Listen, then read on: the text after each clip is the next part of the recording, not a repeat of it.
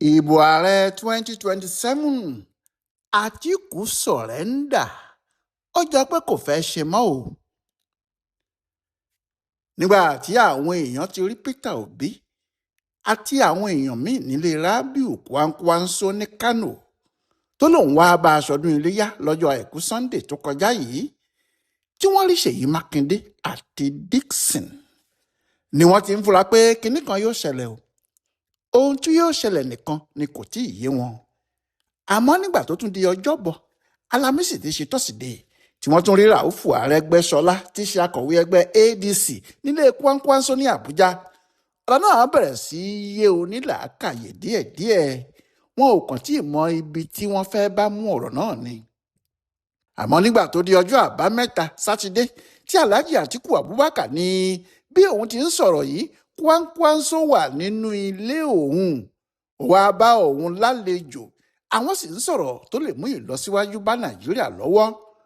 Ọ̀pọ̀ èèyàn ló wá mọ̀ wáyé pé bí kinní kan kò bá yẹ̀, ọkùnrin olóṣèlú ńlá ìlú Kánò náà ń lọ sínú ẹgbẹ́ ADC, nítorí gbogbo àwọn aṣáájú ẹgbẹ́ náà ni wọ́n ti fẹ́rẹ̀ lọ sọ́dọ̀ ẹ̀ tán. Kò sì sí ohun méjì tí wọn yóò máa wá náà ju pé kí ọkùnrin náà máa bọ̀ nínú ẹgbẹ́ àwọn lọ. Bẹ́ẹ̀ gbogbo wọn náà ló mọ̀ pé ìbẹ̀rù kan ṣoṣo tí Kwamkwaso ní náà ni Atiku Abubakar, nítorí pé bàbá náà fẹ́ du ipò ààrẹ lẹ́ẹ̀kan sí i, kò sì fẹ́ gbà fún ẹnikẹ́ni. Ó ní àfi dandan kí òun ṣe é. Àmọ́ bí nǹkan ti ń lọ yìí, ó jọ pé ẹ̀kọ́ fúnra ẹ̀ ti ń fi ojú mímú hàn o. Kò dàbí pé igbákejì ààrẹ Nàìjíríà tẹ́lẹ̀ náà yóò bá wọn du ipò ààrẹ Nàìjíríà yìí lọ́dún tó ń bọ̀ o. Bẹ́ẹ̀ ni kì í ṣe pé nítorí pé bàbá náà kò fẹ́ ṣe, tàbí pé bóyá ó ti dàgbà tí yóò di ọmọ 80 ọdún ní ìgbà náà, ṣùgbọ́n nítorí pé ètò pé kó tún di ipò ààrẹ lọ́dún tó ń bọ̀ kò bá ohun tó wà nílẹ̀ yìí mu ni. Àti àwọn tí wọ́n ń tẹ̀lé, àti àwọn olólùfẹ́ ẹ̀ níta, àtàwọn tí wọ́n jọ wà nínú ẹgbẹ́ kan náà yìí ni wọ́n mọ̀ pé nínú ẹgbẹ́ yòówù tàbí níbi yòówù tí Alhaji Atiku Abubakar bá ti jáde láti du ipò ààrẹ, òfo ni ẹgbẹ́ náà yóò mú. Pàtàkì ìdí èyí sì ni pé ọ̀pọ̀ ọmọ Nàìjíríà kò fẹ́ kí olóṣèlú láti òkè ọya wá gbàjọba lásìkò yìí, nígbà tí ará ìsàlẹ̀ ọya Aṣíwájú Bọ́lá Ahmed Tinubu tó ń ṣe ìjọba lọ́wọ́ kò tí ì lo ọdún 8 ẹ̀ kó pé. Ohun tí Atiku ṣe ní ọdún 2023 tó bà nǹkan jẹ́ fún rèé, nítorí ohun tó fún ẹgbẹ́ PDP títí dòní nìyẹn o. Nígbà tí wọ́n dá ADC sílẹ̀, ó dàbí pé ohun tó wà lọ́kàn Atiku náà nìyẹn, pé òun yóò tún dupò ààrẹ. Ariwo tí gbogbo àwọn tí wọ́n ń tẹ̀lé sí ń pa náà nìyẹn. Àmọ́ ní báyìí ó jọ pé bàbá náà ti sọ̀rẹ́ńdà. Ó ti rí i pé ọ̀nà kò gbabẹ̀. Ó pa oko ipadò tì lásìkò òjò. Ó ní àsìkò nìyí kí òun pa àpáwá orin míì kọ. Kí ló fa eléyìí o?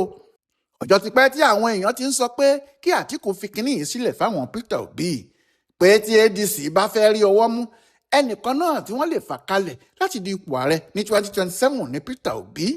Bí bẹ́ẹ̀ kọ́, ànàpá ní Tinubu àti APC ẹ̀ yóò na ẹni yòówù tí wọ́n bá fà kalẹ̀, tí ìlàkàkà gbogbo wọn yóò sì já sí kòròfo.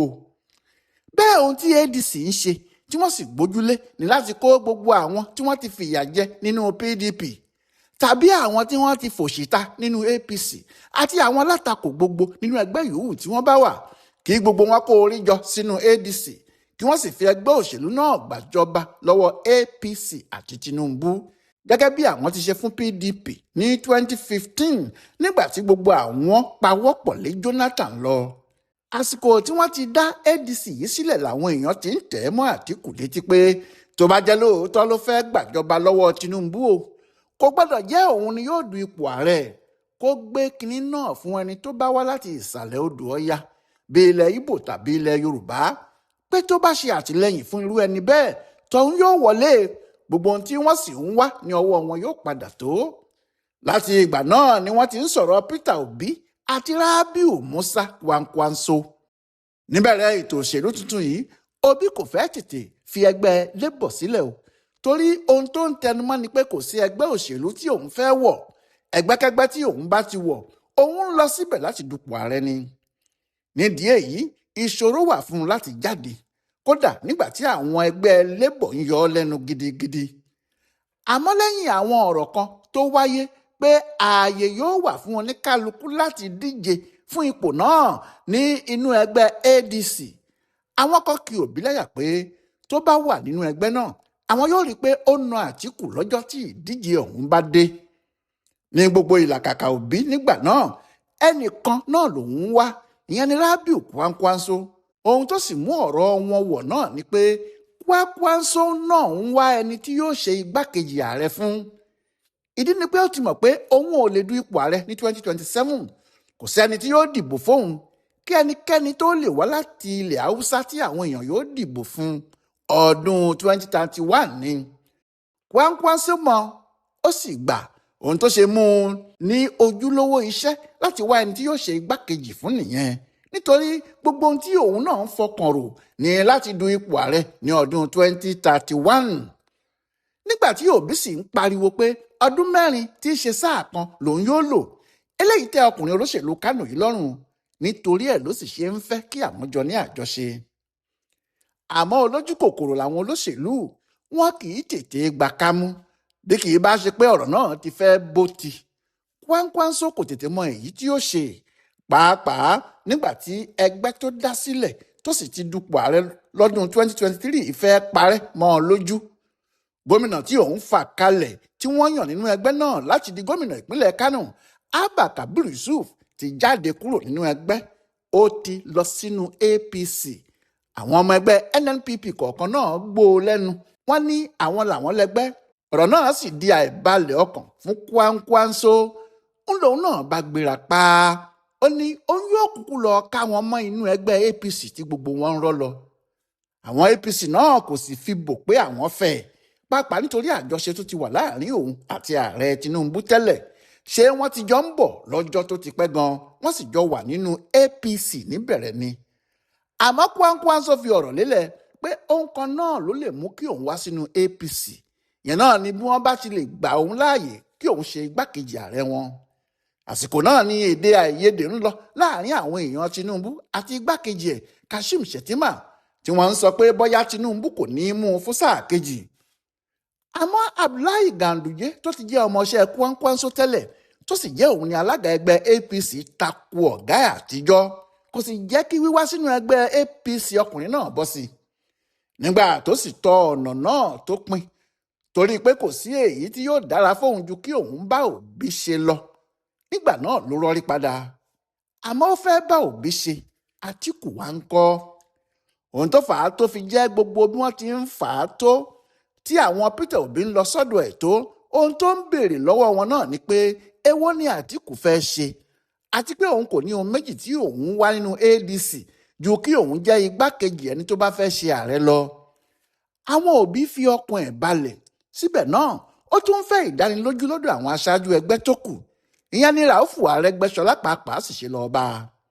Ohun táwọn kan tí wọ́n mọ ìdí ọ̀rọ̀ sọ náà ni pé tó bá jẹ́ ohun tó fẹ́ nìyẹn, ọ̀nà ti ṣí báyìí, kò sí ohun tí yóò dá a dúró tí wọn kò ní í fún un ní ipò igbákejì ààrẹ nínú ẹgbẹ́ náà, pé àwọn ti bá ọ̀gá Àtíkù sọ̀rọ̀, Àtíkù sì ti fààyè sílẹ̀, kò sì sí ohun tó ń dá a dúró mọ́. Ohun tí Arẹ́gbẹ́ sọ fún nìyẹn. Lẹ́yìn tí Arẹ́gbẹ́ lọ, tí àwọn ọmọlẹ́yìn Kwamkwaso yìí sì yí i ká, ohun tí wọ́n ń wí fún náà ni pé kó lọ rí Àtíkù fúnra ẹ̀ o, torí ẹnu oníkànlá ti gbọ́ pọ̀n. Ohun tó gbé délé Àtíkù ní Sátidé nìyí. Bí ìgbà tí eéwo ẹ̀ sì tú ni nígbà tí Àtíkù wí fún un pé bí òun Kwamkwaso bá ti wá, kò sí ohun tí òun tún ń du ipò náà fún, torí òun gbà pé yóò ṣojú òun dáadáa, yóò sì ṣojú ilẹ̀ Haúsá náà. Bẹ́ẹ̀ ni Àtíkù ju ọwọ́ sílẹ̀ tí Kwamkwaso bẹ̀rẹ̀ ìmúra láti wọ inú ADC. Àmọ́ àwọn ọ̀rọ̀ míì sì wà nílẹ̀ fún ADC gẹ́gẹ́ bí ẹgbẹ́ òṣèlú o, nítorí àwọn méjì ni wọ́n ń jà sí ẹgbẹ́ náà lọ́wọ́lọ́wọ́. Ilé ẹjọ́ sì ti pàṣẹ pé kí àwọn Nafiu Gombe tí wọ́n ní ẹgbẹ́ náà tẹ́lẹ̀ máa ṣe ẹgbẹ́ wọn lọ, nítorí àwọn ni wọ́n lọ sí ilé ẹjọ́ pé ẹgbẹ́ àwọn ni Àtíkù àti David Mark wá jágbà. Àwọn ò sì ṣetán láti gbé ẹgbẹ́ náà kalẹ̀ fún wọn. Ẹjọ́ tí àwọn adájọ́ dá nìyẹn, tí wọ́n ní David Mark kò lè sọ pé àwọn èèyàn náà kọ́ ni wọ́n ní ẹgbẹ́ wọn. Kò wá sẹ́ni tó mọ ohun tó ń kí àwọn èèyàn ti David Mark àti Ràúfù Arẹ́gbẹ́ṣọlá láyà tí wọ́n fi ń fi àwọn èèyàn náà gún lágídí. Ohun tó hàn ṣáá ni pé pẹ̀lú bí Kwamkwaso ti ń fẹ́ lọ sínú ẹgbẹ́ náà yìí, òun àti àwọn èrò rẹpẹtẹ nínú ẹgbẹ́ Kwamkwaso nǹkan yóò yàtọ̀ fún ADC. Bí wàhálà bá sì fẹ́ pọ̀ jù, ẹgbẹ́ òṣèlú míì ti wà tí wọ́n ti pèsè sílẹ̀, ibẹ̀ ni gbogbo wọn yóò rọ́ lọ lọ́wọ́ kan. Àmọ́ ní báyìí, níwọ̀n ìgbà tí Atiku ti sọ̀rẹ́ńdà, nǹkan yóò yí padà fún wọn nínú ẹgbẹ́ ADC. Ó di dandan. Ọláìwọlá alága ló ń yẹ ọ̀rọ̀ ohun tó ń ṣẹlẹ̀ lọ́wọ́lọ́wọ́ nínú ẹgbẹ́ òṣèlú ADC wò fún bùdó àgbáyé fún àṣà àtìṣe Yorùbá World Center nínú ọgbà yunifásitì Ìbàdàn. A kú ìsinmi ọ̀sẹ̀ òní o.